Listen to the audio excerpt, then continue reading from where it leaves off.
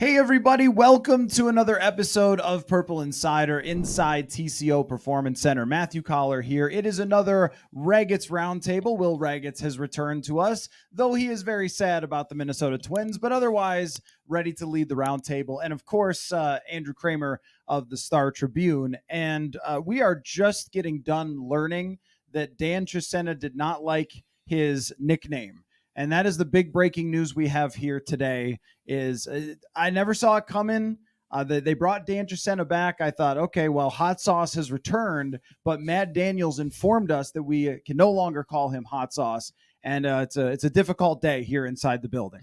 Yeah, it's peak like 1-4 stuff. We get Thursday mornings. We got the coordinators and Wes Phillips and Brian Flores, and the most entertaining part was Matt Daniels telling us that Dan Chisena does not like his nickname. So do not call Dan Chisena Hot Sauce, and everything will be good. Yeah, that is the angle you needed to the Justin Jefferson hamstring injury that no one knew that you needed, but you needed it. That's true, yeah. And it was a big roster week this week with Sean Mannion returning and Dan Chisena as well. Did you guys have nicknames? You ever had a nickname? I don't know that I've never known you guys by a nickname. Not really. People just call me Ragatz, like my last name, because it's more interesting than my first name. Yeah, Kramer's my last name, so it's always just been It's a good like dude thing. Just use the last names instead. All right, well, we'll get into the football talk then. No one has a nickname. Let's talk about I think we have to talk about kind of the big story here, which is life after Justin Jefferson. Not after Justin Jefferson, but without Justin Jefferson, and for at least 4 games. Sounds like there's a possibility it could be more than 4 games. A somewhat significant hamstring injury. I guess there's 2 elements to it. There's the short term. How does the offense change right now? Who needs to step up? What does it look like without Jefferson for the first time since he came into the league? And then we can get into the long term as well of what this could mean for this season and for the future. But I think starting short term, like, do we think obviously the Vikings offense is going to change because so much of it has been built around Jefferson and the coverage that he dictates and all these things. But how much does it change really? What do they kind of have to do to overcome losing one of the best receivers in football? Yeah, I just think some of the concepts that were used to spring other guys open are going to have to change when it's KJ Osborne or Jordan Addison in that X role, in that split end role. KJ said it was him who stepped into that role at the end of the game on Sunday. I do think with a whole week to game plan, you could see Addison in more of a featured role in some moments, but none of those guys are going to dictate the coverage that Justin does. And it was interesting to hear TJ Hawkinson say yesterday that this could be more like my Detroit days when I was back in blue in terms of drawing now the safety over the top, the extra coverage. I think playing off of Hawkinson potentially, if they can get him going early in a game and force that kind of coverage, could help. But it's just going to have to come from all these hands, and it's going to have to come from, do they go to more 2 tight end personnel and really try to lean on the running game against a Bears defense that can be vulnerable? Do they try to, as KO likes to say so many times, O'Connell, reinvent themselves, even though they never do and they lead the league in pass attempts? Can they somehow morph into more of a balanced team? I think those are some of the biggest ways you could see a change outside of the target shares being Addison, Osborne, and those guys. Calling him KO, not a nickname. Those are just the letters in his name. There's a bar for nicknames. Well, I watched back the game very closely looking at Jordan Addison, and I was really impressed with what I saw in the way that he got off the line of scrimmage, because you know what everybody's going to do to him. They're going to say, you're 170 pounds. We're going to press you. We're going to be physical with you. And there was an in-breaking route that maybe went for 8 yards. So nothing super memorable, where he was pressed up and whoever the corner was really physical with him. And he swatted the guy's hands away, broke out of the route, and was open for a completion. And then there's another one on I think it was maybe a 4th down or 3rd and long, where he has to run down the sideline. So he's up against the boundary. Like, this is the hardest thing to do for a receiver. He kind of breaks in, snaps it back out. He's on time with Kirk Cousins. I mean, there was some high level stuff going on with the way that Jordan Addison played. And to me, it's like, well, he's got the talent as a 1st-round draft pick. And yeah, I don't know whose role takes what role in the offense and so forth. Maybe they want Addison to stay with where he's at and have Osborne, the more experienced player, make an adjustment. But this is not a football team that has one wide receiver. And well, they have acted like it at times with Justin Jefferson, especially over the last few years. Last year, I would have said much more. That's kind of the case, but it isn't now. And that's why you draft Jordan Addison in part, is because you never feel like you are left without someone who can beat man coverage. With KJ Osborne, a lot of times it has to be a little bit schemed up. And if he gets the ball in his hands, that guy can get moving, right? And he's a problem with the ball in his hands. But Addison is a never not open type of player. And I am very interested to see how that kind of plays out now. But I think that the expectation still should be that your passing game functions properly, even without Justin Jefferson, because that's why, like, you built the team this way. That's why you didn't draft a corner. That's why you drafted him instead, because you wanted to have that as an option in case you lost Justin Jefferson. Yeah, I think that's really the maybe silver lining of this whole thing is we get a chance to see Jordan Addison now and everything that they have planned for him, their vision for what he can be in this offense, evaluate him as really kind of the feature guy. And KJ Osborne is going to be an every down player because he's good run blocker, he's reliable, good hands for the most part, things like that. But yeah, I think the most impressive thing is what you brought up with Addison.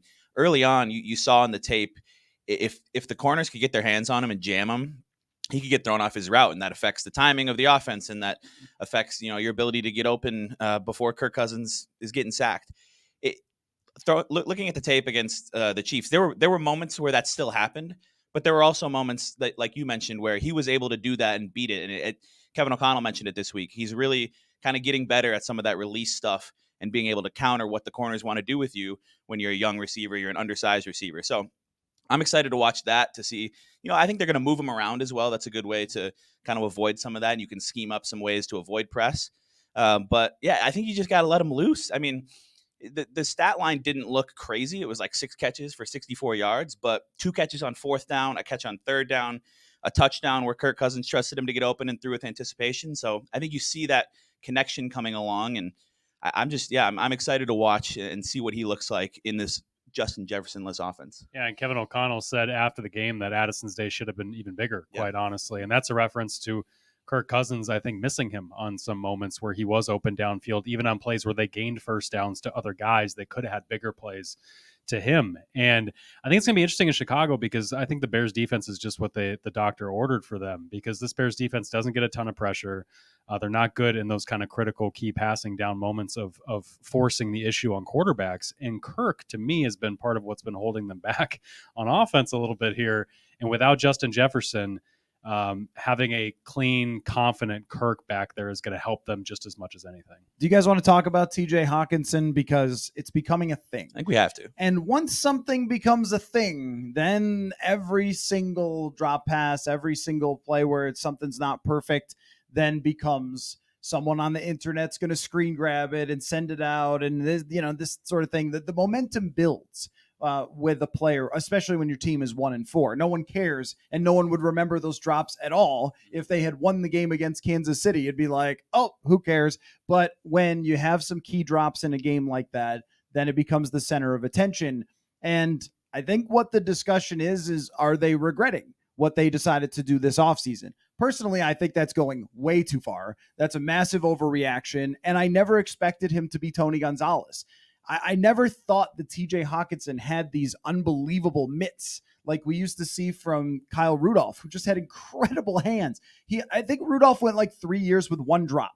You just got used to that. But I think Hawkinson is more of a freight train type of player, like get the ball in his hands and get him moving, than he is a contested catch, rise up over someone and moss them type of player.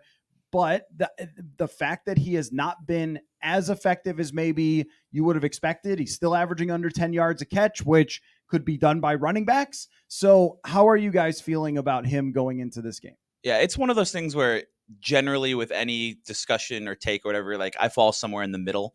I think it's a real thing that we have to discuss, that like they would tell you, and he would tell you, he hasn't played as well as he would like to so far. It's not that there have been these egregious wide open drops. Like these are contested catch situations. We saw him do that last year in that first Giants game, go up over a guy and catch a touchdown. I think maybe people expected that he would be better in those situations than he has been this year. Like each one on its own has not been super awful. They vary in their degrees of difficulty. I thought the first one on that 3rd down after the Chiefs scored was a really tough one. Just the timing wasn't there. But there were 2 more later in the game where you're like, I want my tight end that I'm paying this amount of money to make at least one of those plays. Just the aggregate of not having really done it even once this year. I mean, maybe there's one I'm forgetting, but it's been a lot of short stuff for him is where he's kind of had his catches this season. So I just fall somewhere in the middle. I think like it's a real thing. He would tell you he wants to play better. He wants to make these catches. I think he's capable of it, but like he's also still a valuable player, even when he's not coming down with these, because he is kind of not unique, but his skill set as a tight end, like he's a little bit shifty. He has some twitch to him, which you don't often see. Kyle Rudolph did not have a whole lot of twitch to him, especially later in his career. TJ Hockenson, we've seen like he can get open a line from the slot. He's not a true inline tight end. And I think they're really going to have to lean on him, especially without Justin Jefferson kind of in the middle of the field and try to still generate some explosives with him. Yeah, I think TJ needs to play better, obviously, like you guys are talking about with these catches. But I also think Kirk needs to stop throwing as high as he has on some of these. Yep. Kirk sailed a pass over Jefferson on a bubble screen that ruined a play, had a couple high passes to Hockenson. We've seen it throughout the year where that kind of creeps up on him for whatever reason. And frankly, Kevin O'Connell in this offense needs to find a way to make Hockenson a featured piece in the red zone. If you struggle scoring touchdowns in the red zone, you have a 6'5", 6" tight end. What are you doing not throwing to him in the back of the end zone just high up where only he can get it? I don't understand how that is not more of a part of what they're doing. And I think you've got a lot of weapons on this offense, and it's easy to argue, well, why isn't the ball going here or there? But his skill set, his size, I understand he's not Kyle Rudolph, but you can still use him in some ways to put the ball up over a linebacker or something like that. The sad part is it's not going to get easier for him now without Justin Jefferson, as Hockenson mentioned earlier this week. But I do think that if he finishes the season with a bunch of catches for 8 yards, then it wasn't a success. Because we were just talking with Alec Lewis in the media room about just the, is he worth it versus an average tight end that you would pay $2 million? Mm-hmm. And so far the answer has been not really. This year. I mean, not at 8 yards a catch. Yeah. I mean, you need more of a downfield. Now, of course, if he doesn't drop a couple of those, then he's not averaging 8 yards a catch. Then it would have been a 20-yard gain on one of them where they end up going 3 and out.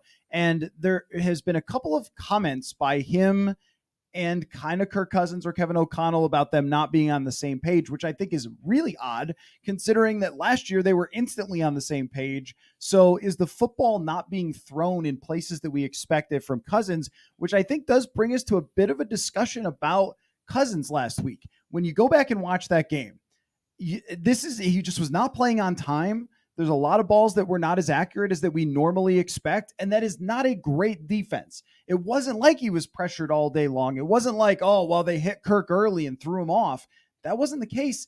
And I just wonder, is there something happening, or is this just our typical, the Kirk roller coaster? Because it has seemed just a millisecond slower than it was last year with some of the times where the ball's coming out and so forth. I don't know if that's what you guys have observed or if I'm just having recency bias coming off that game. I think it's a little of both, but I think it's a real thing. I mean, the most glaring example was the pass to KJ Osborne and over the middle of the field that could have been a touchdown, perhaps. The timing wasn't there. KJ ended up almost ducking at the football because he looked up and it was already kind of behind his head. It's just been kind of ball placement things, timing. It's not really what you want to see when there's been so much talk this whole offseason about, year two in this offense, we're going to feel really comfortable and be kind of firing on all cylinders. And there have been times where they've looked really good. I mean, you still look at the yards per play metrics and they're right up there. Like they've been efficient moving the ball. They've had some explosives. Justin Jefferson, obviously the main reason for that. But there's just been certain things where, they don't look perfectly in sync. I don't think I've seen people say maybe TJ Hockenson shouldn't have had an ear infection in training camp and they should have got more reps in. Maybe they should play in the preseason. You go back to last year and you're right. They looked great right away in that Washington game when he had been there for 72 hours in the building. So I don't think it's really that. I just think whatever it is, and with them not being on the same page, they got to figure it out. And a lot of the blame does have to go to Kirk Cousins and kind of not putting the ball in places where TJ Hockenson has a manageable opportunity. It's on both ends because he's got to come down with some of these, but it's also not purely on him. Yeah, and I do think we've seen pressure affect Kirk throughout his career here, obviously, but we're seeing it this year in a way that I think is causing him to get the ball out quicker unnecessarily at times, or at times he's evading and rushing out of a pocket he doesn't need to run from. And it's just extending and breaking down plays. And I thought the offensive line played really good on Sunday against Kansas City. And a lot of the hits that Kirk compiled were unblocked pressures where they got him to throw hot, where he needs to get the ball out. And then he's not doing it for whatever reason, because of whatever he's seeing downfield. There was one play there at the, I think it was in the second or third quarter, where it was a 4-yard catch by Hawkinson, like you guys are talking about. But Addison is coming open on a little option route underneath, and the blitz was coming from that side. So right where Addison's coming, the blitz is vacating that spot. And Kirk, instead of reading that, standing confidently and throwing into that area, evades to the other side of the field where Hawkinson's like triple covered in the flat for 4 yards, even though Cam Akers picked up the blitz, the pocket was there, and he could have had a big play to Addison, who shook a guy to get open. Those are the examples of things where you're looking at this and saying, this guy's 34 years old. Like, we can't be dealing with this if you're an offense. If he doesn't trust that to be there in terms of the pocket, the protection, the offensive line, that's a problem for everybody, including TJ. Well, it pinged in my mind about him getting another trainer this year and talking about how, well, man, I should have done this a long time ago. This was a really smart move. And I guess partly I thought about the Netflix documentary and how, boy, they really chronicled all the times he was crushed last season. Yep. And that KJ play that you mentioned, the reason he speeds up, as it seems, the read and throws it right behind his head when he's not looking and isn't supposed to be, like the route, it looks like on tape, is where he sort of sells it to break up field and then snaps it back inside. So you wouldn't have your head around. Because I saw, of course, Twitter or whatever, but it's like, he's got to get his head around. Like, but when you actually watch the route, like, that's not how it's run. That's not the timing of it. All these things have landmarks, places, technique. And KJ was doing what he was supposed to be doing, but Kirk felt the pressure from his right side. And it wasn't actually there. It was just that O'Neal got pushed back initially, sort of took that initial push. He like hopped back a little bit to anchor himself, which is really good on his part that he never gets bowled over. But Kirk just sort of felt that and was like, nope, getting rid of it. And I wonder about the accumulation of the car crash hits from last year, if that started to kind of play into, I really don't want to break my ribs again.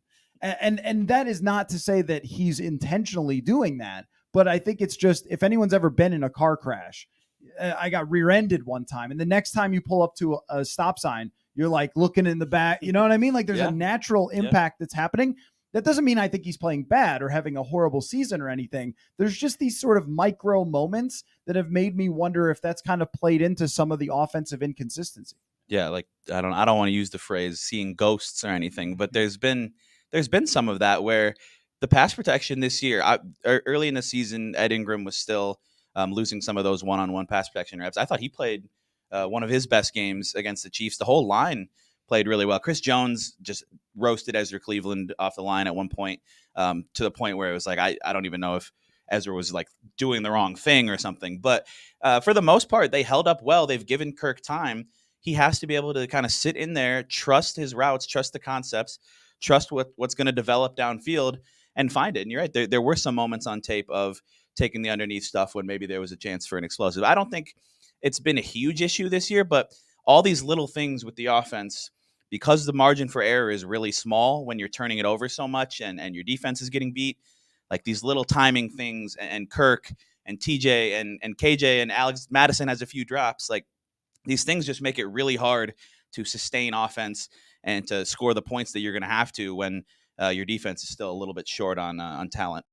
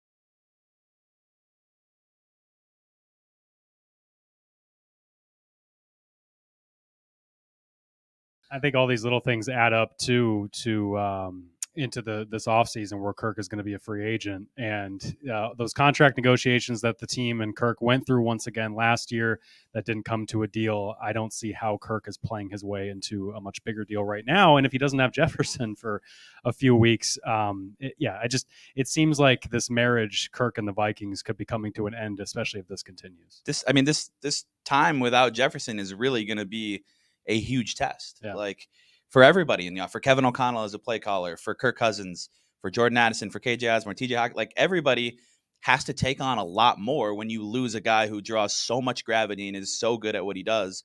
So I'm curious. It could go well, and we're like, oh, Addison looks great, and TJ's stepping up and making these catches now, and Kirk's trusting everything. Or it could go not so great, and I wouldn't be too surprised either way. Well, I wrote an article today that I called Kirk Cousins' last stand. Like this is his last opportunity to change the. I don't like the word narrative because it implies that whatever is not true. It's true that they've won one playoff game, and I guess I would say the discussion or the fact of the matter. Mm-hmm. The fact of the matter is that not beating the Giants last year took a 13-win season and sort of tossed it in the same closet as the other ones that failed. And now you're 1-4, and you are very close to throwing this season in that same closet of the failed Kirk Cousins era seasons. And I'm not even sure we can even call 2019 a success. I mean, one playoff win, but we were talking about the coach potentially being fired going into the last week of that season. And one great Kyle Rudolph catch and a coin flip in overtime in New Orleans changes that and makes it look a little more successful. But ultimately, this is it. Like it could be over Sunday for the opportunities of Kirk Cousins to say my time there had success. And not that I think that this is going to be an NFC championship team, but the standard is pretty high for what we would have to see this year for it to be that. But at very least, if Kirk Cousins turned this around and got them into the playoffs, went from 1-4 to the playoffs, I would really respect it because it's not a great team. I mean, they have 3 turnovers they've caused this year. It's not a great team. And he would have to play like a franchise quarterback. I don't think it changes the future, but I would really respect it if he sort of dug in and found a way to get past the New Orleans, the Atlanta, pull an upset against San Francisco, whatever it's going to take to get back in the playoffs. Because otherwise, when he does exit stage left, I think we're all going to go, well, what were you doing 6 years ago? Because that kind of flew by in a flash with not a whole lot that was memorable. I like it. This is what the roundtable is for. Getting fired up. I'm with you. This is another. They had a test, a kind of back against the wall moment, going to Carolina, and they won that game. And Kirk played pretty well in spurts there. They didn't have to pass the ball a whole lot. This is another one where, like, yes, this is 2 1-4 teams, but this is like a playoff game. It's a survival mode type of game. You have to win this. Because if you lose and you're coming home and you're playing the best team in football, the 49ers, who have just looked absolutely dominant on both sides, like the season's over. And that's how we were going to feel if they lost to the Panthers, which, by the way, they came kind of close to doing. So if they can't go to Chicago, and this is a team that ranks 31st in EPA per play allowed on defense, only ahead of the Broncos. It's a team that prior to last week against the Commanders hadn't done a whole lot on offense, and you're getting all the Chicago radio shows talking about is the Justin Fields thing just a miss, a bust. Like, you have to be able to go win this game. And with that said, without Justin Jefferson in a play Soldier Field where the Vikings always seem to have some trouble, I don't see it being a kind of smooth ride for them. It's going to be tough. So it's going to really, as it always does, it's going to fall on Kirk Cousins' shoulders to lead them and find a way to get this done without number 18. Yeah, this is quite the crossroads for the Vikings and the Bears, because 2 years ago it was both teams talking to Ryan Poles, who is now Chicago's GM, who Chicago hired just before the Vikings had a chance to hire him. And then they go with Kwesi Adofo-Mensah shortly after that. So this is a crossroads game of, okay, if you lose to the Bears, you're basically saying the Bears tear down and rebuild has happened quicker, at least in that one microcosm of a game, has happened quicker to a success point for them than it has for you, because now you're going in the opposite direction at 1-5 if you somehow drop this game. And by the way, the Vikings wanted Justin Fields the year that he ended up going to Chicago. So if he looks good against a Brian Flores defense and they look like they're turning the ship around and ascending while you're going the other direction, it's going to feel pretty bad at the cellar of the NFC North. Yeah, and then there is a discussion. I think that if you polled the fan base and you asked, would you rather they lose this game? There's always going to be a big portion of the fans that say, never, never, never root against my team. But I think there would be a high percentage that said, you know what, for it to be over and for us to know, and looking at the next draft class and all those logical arguments. And again, I'm not saying you should ever root against your team. Like, you don't have to do that. But there's also an element of just factually speaking, losing this game would put an end to any of that whole, hey, what if they come back and end up 7-10, which would be my prediction right now, by the way, that they win this game and they end up 7-10. And that's not a great outcome for you, because then you don't get your pick of the litter of the quarterbacks, or you're having to give up a lot of draft capital to move up to get the potential quarterback. And I think that over the years, especially since the Philly process thing happened with the 76ers, I just think fans have become really aware of timelines and really aware that sometimes having it come to an end is not a bad thing. Kind of reminds me when Zimmer lost to the winless Lions. It was like, okay, Zimmer's fired. Now we can all talk about, like, that was it. Now it's over. Now we all know and we can move on. There is some element to this game. And again, like, I'm not saying, hey, they should throw the game or whatever, anything like that. It's just, there's no more argument. There's no more, well, we should keep Danielle Hunter around, or we should keep KJ or whatever. It's full fire sale. This is a real pivot point in the season. Yeah, it's another swing moment. We talk about this heading into Carolina. Like, if you win this game, we'll be back talking about, okay, you're probably going to lose to the 49ers, but the schedule really opens up after that. They've got a chance to maybe crawl back into a fight for a 7 seed, and we can evaluate things like that. If they lose this game, the discussion has to just shift to long-term. Like, okay, it's over. You're not crawling out of this, although it would be really like Vikings-y to lose this game and then like stun the world on Monday night against the 6-0 49ers. But I don't think that's going to happen with how good that team is on both sides of the ball. I don't think there's really any chance of that happening. But yeah, if they lose this game, we have to talk about a possible reset. I guess the question is, do we trust this team to, and maybe starting all the way at the top with ownership, to kind of recognize when a ship has sailed here and recognize that it would be beneficial to bottom out. You're not going to blatantly tank. And I don't know if there's any possibility of Kirk Cousins being like, yeah, I'll waive my no trade clause, because I think he likes it here and his family and being in this offense that he knows. And I don't know if he wants to go learn an offense on the fly in New York or Atlanta or somewhere. But you could trade Danielle Hunter, you could trade KJ Osborne, you could trade Jordan Hicks. Like, you could see what you can get for some of the guys who are on expiring contracts at the very least. Yeah, you mentioned a couple of the hurdles to clearing house. Like, let's say they lose this game, go 1-5, and you're looking at the trade deadline being like, you could be 1-6, 1-7 at that point. But there's a couple tailored suits with the last name Wilf that you also have to convince, especially when it comes to Kirk Cousins. I imagine also when it comes to Danielle Hunter and some of the major pieces on this team. They have to be the ones convinced that, okay, this is what's best for our franchise long term. And I do think it would have to be a 1-6, 1-7 type scenario.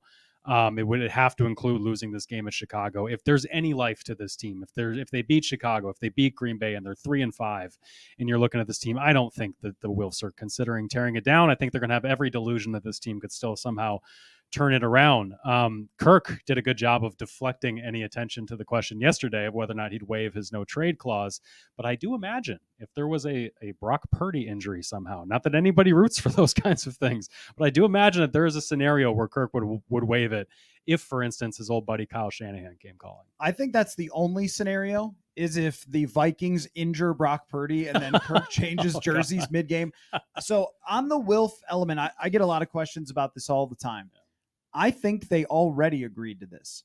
I think by letting go Adam Thielen, Dalvin Cook, in years past, they just kept paying these people. Sure. But I don't mean just this offseason where they cleared house with this roster and they didn't pay anyone like Delvin Tomlinson. They didn't overpay anybody to keep them around. They could have let Kirk go.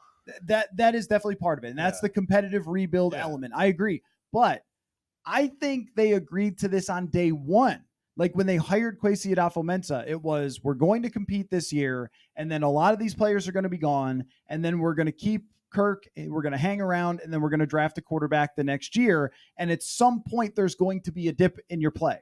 that appears to me to be the way that it was set up from the outset of when they hired Kwesi Adofo-Mensah. Now, maybe it changed a little bit with Kirk because he won 13 games. It's really hard to get rid of a quarterback if he wins 13 games, and they have a Netflix documentary about him, but they didn't extend him. And I think in the past they would have extended him if this wasn't already part of kind of the agreed upon layout for the future. They were willing to extend him for it would have been through this year and next year. The team was. Kirk wanted through then, what's the additional year, 2025? That's what Kirk wanted. And so it's interesting of how, I think Kirk maybe played his way back into their plans like you're talking about. But I wonder how willing the Wilfs would be at this point to accept that this is a true like dip and rebuild and turnaround if they're 3-5 or whatever entering that trade deadline. Yeah, if you're 1-7, it's hard to really dress that up in any way and not accept the reality of that. I think you're right though that if they win this game, they go to the Green Bay and they win that, and you're kind of hanging around. They're gonna have every inclination to try to find a way to get back into this thing and want that to be the path. But I mean, Adofo-Mensah obviously knows. There was a quote from him this offseason where he's like, we're trying to compete. He was just kind of describing the competitive rebuild, and he said, tearing it down. It's this way of doing it is riskier than doing a full teardown. He knows that. Like that's not a secret to anybody. If you bottom out, especially with this year's quarterback class, like that looks really good. But there are these factors that it's not as easy as just saying, all right, let's go 3-14 this year. Like you can't just kind of will that into existence because you still have a quarterback unless you find a way to convince him that the grass would be greener somewhere else for the second half of this season. You still have a quarterback who's probably going to prevent you from winning anything less than 6 or 7 games. I agree. 3-5, they keep fighting. I do agree with that based on the schedule going after that, because you could get back to 500 even without being perfect going into that final section of the season where you will probably lose to Cincinnati and then Detroit. Well, it's really easy to sell, right? When you say if we had a league average number of turnovers, if a couple fumbles that were on the field bounced into our hands, if a catch or two here or there, like every single loss they've had where we go back to 1 play, 2 play, 3 plays, they're like top 5 in yards per play. The defense, the blitzing hasn't really worked a ton. That's also kind of because they play Justin Herbert and Patrick Mahomes. Like there have been some encouraging signs on that front, especially with Marcus Davenport back. Like you can talk yourself into it, but the reality is they're 1-4. Things are not going to get easier right away, at least. And I don't know where you go. Put it on the gravestone of all Minnesota sports. If only not for that one thing that prevented them from winning, they would have won. And that's how championships are celebrated in Minnesota. Honestly, that's the banner. I saw this after the Twins game. I'll never get used to this. I will never get used to this. Boy, what a great season it was. Huh? What? It was? Losing in what how many was it? 4 games? 4 games. 4 games in the second round is a great season when you won like 80 something. Hey, they won their first series since 2002, Matthew. I will never understand the standard. Maybe it's just a response to never winning anything that you have to grip on to just about anything. Anyhow, losing this game would actually send you in a direction where you think that the standard might be a bit higher than hopefully we come back from 1-4 to get in the playoff race. But you guys think they're going to win? I almost want to be bold and say no. Like it just seems like this season they've found ways to lose games. I mean, they have. It doesn't seem like that. That's what has happened. And I can't really shake the feeling that might happen again. This Bears team was a total disaster through 4 weeks. They had a Thursday night game where it just things kind of seemed to click, and DJ Moore had 230 receiving yards, and Justin Fields looked confident throwing the ball downfield, which has been an issue. And the run game has been pretty solid. And now defensively, they've been absolutely atrocious, but they're getting back some pieces that have been injured in their secondary. Eddie Jackson, Jalen Johnson, Kyler Gordon. I believe all 3 could be back this week. So you're not going to go there. And I think this is a different level of challenge than the Panthers, who are maybe truly the worst team in the league, with a really, really green quarterback. Like Fields is not developed into what they wanted him to, but he still has shown at times that he can make plays. And we've seen it against his Vikings team. He can make plays with his legs too and be a threat in that regard. So I don't know. I might pick the Bears in this one. I want to be bold and predict a multi-score Vikings win. for the first Because- time in a decade. Because I am one of the world-renowned most Justin Field haters. I just don't think he's that great of a quarterback. I think he's just an athlete playing that position right now, and still is, with a lot of great athletes around him, which helps. But this Vikings team does stuff. They do stuff to screw up games. So how can I sit there and say confidently that they're going to put away a Bears team that can score in one play and 80 yards? That's why I think the Vikings will win. I just think it's going to be another one where fans are, biting their fingernails until the final seconds. The Justin Fields thing is very difficult to peg because he will play so bad and you'll think, okay, well, this is over. There's no reason to even talk about and now he plays amazing like that. And that happens from time to time. The concern I would have is the Vikings don't sack the quarterback very well. They did sack Bryce Young a number of times. Aside from that game, yes, it's Herbert. Yes, it's Mahomes. But they don't make life that difficult. Justin Fields gets sacked a lot, though. He does. That is true. Was it 2021? There was a game where it was still Zimmer, and they went to Chicago, and like DJ Wanham sacked him 3 times, and he looked kind of lost back there. I think like you look at the Vikings stats, and they're blitzing like 55% of the time, easily the highest rate in the league. And the results haven't really been there. You look at the QBR and things like that when they've blitzed. They don't have any interceptions.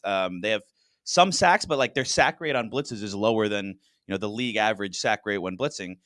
This is a week where I think some of those numbers could possibly go back in the other direction because it did look good against Bryce Young. Like when you have a quarterback who isn't really ready for it and doesn't have all these hot answers kind of dialed in the way Herbert and Mahomes do, it looked good. And Harrison Smith had 3 sacks and they forced they scored a defensive touchdown. And I don't think I think it's a lot of risk reward with the Vikings approach. And there may be times where they get burned and you leave a rush lane for Fields to escape, or, your cornerback situation's a little iffy with a Caleb Evans maybe not available this week if Mekhi Blackman gets beat deep or something like that. But I think you can force some negatives as well. So this is a good week for Brian Flores to lean into what he's leaned into every week. Yeah, the thing with Fields versus Bryce Young, and they both get sacked a lot, is that Fields can run away. I don't think Bryce Young is NFL fast at all. I mean, we saw a few times he would try to be like, I'm scrambling, and then just get caught because NFL players are insanely athletic. But with Justin Fields, we saw it last year. When this guy accelerates, he goes. So even though I think they can mix things up coverage-wise, blitz-wise, they are at home, so he can adjust protections a little bit better than, say, if it was at US Bank Stadium. But I just think the athletic element is something that they haven't really faced outside of Jalen Hurts this year. And I think that he can beat them in ways that other quarterbacks haven't if their blitzes do fool him and cause problems. And DJ Moore, I mean, Keenan Allen ripped this team apart. DJ Moore is a beast. And there's, I think, a scenario where DJ Moore goes off against this team and they lose. Yeah. We talk about we talked about Hawkinson, talk about guys who have been a little disappointing. I think Byron Murphy Jr. hasn't really stood out in a lot of positive ways. I think he's been fine. I think he's pretty clearly the best cornerback on this team. Like Evans has showed flashes, but there's just been you just look at last week, he gets beat on a slant inside by Rashee Rice, who's like an undrafted rookie or a late round rookie. Murphy and a couple other guys were really, really deep off of Travis Kelce on the second touchdown in the third quarter. So, yeah, this secondary has definitely left a lot to be desired, and the Bears are good enough with Fields and Moore, I think, to possibly expose some of that. Yeah, Byron Murphy has not been as disruptive as I think we thought he was going to be when he comes over from Arizona and had some pretty good years, most recently 2021. I just don't know with Chicago and Moore. And I think when you compare him to Allen and with Herbert, I imagine some of those throws he was making were sidearms. It was against the blitz, the pressure with the guy literally in his face with a millisecond to make it. I think this offense in Chicago is incredibly capable of making the Vikings look silly. I just would bet on Brian Flores going into this game against a quarterback who we have not seen yet master coverages, master pre-snap identifications and readings and setting protections. And this offensive line for the Bears has been a sieve for most of the year. So I think we're going to see, probably kind of a jailbreak game where you see more blitzes. And maybe they end up springing one. But overall, I still feel confident that the Vikings have the upper hand, at least on defense. And they've been close, right? I mean, Flores talked about it a little this morning. Like, they blitzed on that play. He wasn't talking about specific plays, but they blitzed on the play where the ball went through Caleb Evans' hands and it was a Josh Palmer touchdown. They sent 5 or 6 there. They blitzed on the 3rd and 18 last week where if Cam Bynum just goes for a PBU instead of a pick, or just at least times his jump a little better. That looks good for the blitz. It's just the plays have been there, they haven't made them, and that's why the numbers when you're blitzing don't look as good. There were times where maybe they blitzed a little too much and they gave Herbert just a layup, but like they're close to really making some disruptive things happen with the blitz. It's just Mahomes and Herbert have been able to find answers, and the Vikings defense hasn't made some of the plays that have been there. There's just no quarterback that you could convince me that this defense couldn't make look good. And even with Bryce Young, they controlled the ball 40 minutes out of that game because as bad as he was playing, they still completed short passes and got first downs and kept the sticks moving. And if Bryce Young finishes a couple of drives, we might be talking about a winless team right now. And yeah, he gets the strip sack and so forth.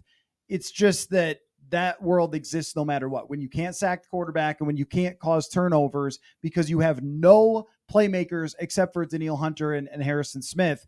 And even at that point, it's been a little inconsistent with both of those guys this year. It's just, or there's only so much Danielle can do, but there's really only been one game where Harrison Smith's been a difference maker and no one else is a playmaker. There was last year, at least Zadarius Smith would step up and sack a guy, or Patrick Peterson would pick off a pass, or somehow Duke Shelley. But that happened a lot. Yeah. And that isn't happening. For me, that means that there's always a scenario where Justin Fields has a great game because you can't cause these guys not to. I will still pick them to win with a lot of hesitation. Like the vibes are very different. The Bears are saying, see, we're ready to prove the world wrong. And this Vikings team, I don't know. How can you feel good if you're in that locker room going into this game without Justin Jefferson? I don't know. I don't know what you really lean on. That's a good question.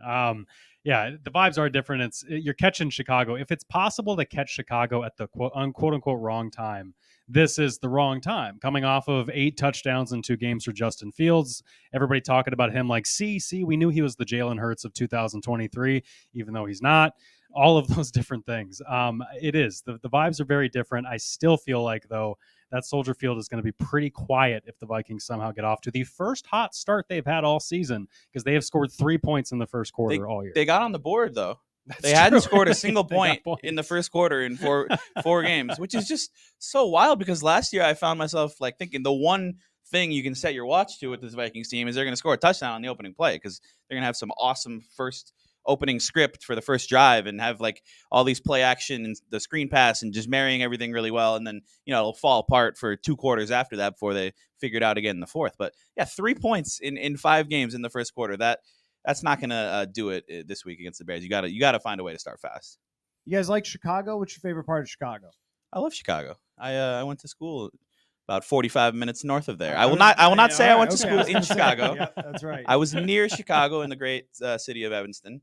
But yeah, Chicago's awesome. The Chicago people take that very seriously. If you're from one of those suburbs, it's a little ways you're out. Not Chicago. Yeah, we do that here too. When people say I'm from Minneapolis and I'm like, oh, like what neighborhood? And they're like, oh, actually, I'm from Hopkins or whatever. I'm like, shut up.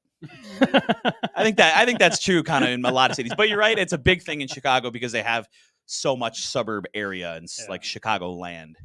Yeah, no, I always like these trips, getting to stay at least near the stadium and getting to walk through there. It's very unique having that right on Lake Michigan. I mean, it's such a crime that the stadium is such a dump, because it is such a beautiful location right there on the water. But yeah, I always love these trips, even though something always goes wrong for the Vikings. And it's about to be like how the 49ers are in San Francisco. Yeah. Yep. Right? They're going to move this thing away from, because Santa Clara is just not that close. It's much closer to San Jose, which is where I flew out of in 2019.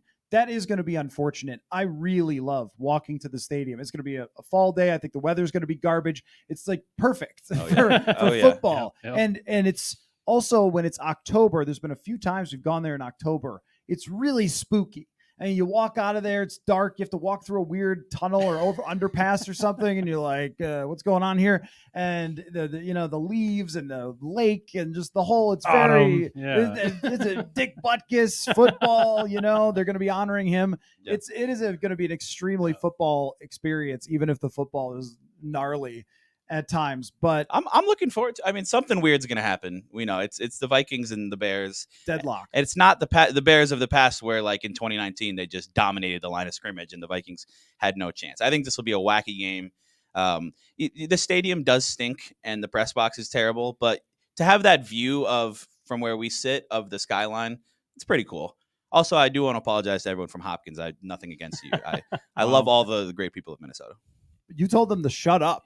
That was rude. It was a hypothetical of one person, and that exact conversation has happened to me many times, not specifically with Hopkins, but. How often are you having this discussion? Well, this was like in Chicago, especially thing. Like, I was like, I'm yes. from Minneapolis. Like, no, you're not really. But I knew about the Chicago. And I'm actually from Minneapolis, so I like get to be annoying about that. I think. Yeah, you're very defensive about this for sure. But I knew about that with Chicago. That people who say they're from Chicago, you got to check. Like, are you really or not? But whatever. It's a thing in Naperville. Minneapolis. It's a thing in Minneapolis. Kylie, my wife, she's from South Minneapolis. So if people are from Roseville or from Bloomington, they are not from Minneapolis. So it's a thing. Okay, that's fine. Where do I? I don't want to talk about where I live, but like, where do I fall into this? I think I'm. You don't want to give out your address. I think I'm very, but I think I'm close. If you're close, I can allow it. If I can jog to the city line, sure. Kylie would say you're not. Okay. But you know what? You can argue that with her. Okay. Well, she's not invited the next time we have lunch. Anyway, well, we'll see what happens. It's a Vikings-Bears game after Friday the 13th, so only God knows. Will and Andrew, thank you so much for doing this, and we will talk to you after Bears and Vikings from somewhere. It's not a great press box situation for post-game pods, but we will make it happen no matter what. Everyone who's still dialed in to the 1-4 versus 1-4 pre-game pods, we love you. Yeah, bless you. Thank you. Football.